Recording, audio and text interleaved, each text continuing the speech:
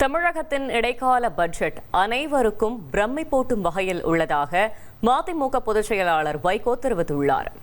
அனைவரையும் திகைக்க வைக்கின்ற, பிரமிப்பூட்டுகின்ற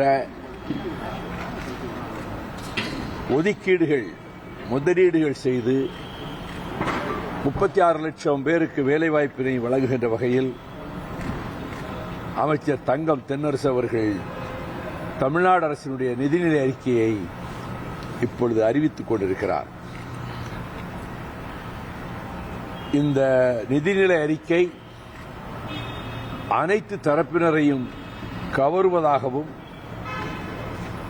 பொருளாதாரத்தில் தமிழ்நாட்டை முன்னிடத்துக்கு கொண்டு வருகின்ற வகையில் இதுவரை நிறைவேற்றப்பட்டிருக்கிற திட்டங்களையும் சுட்டிக்காட்டி அடுத்து செய்ய வேண்டிய திட்டங்களுக்கான ஒதுக்கீடுகளையும் அவர் அறிவித்துக் கொண்டிருக்கிறார்.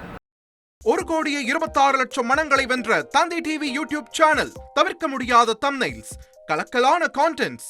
நீங்களும் இந்த குடும்பத்தில் இணைய இப்பவே சப்ஸ்கிரைப் பண்ணுங்க.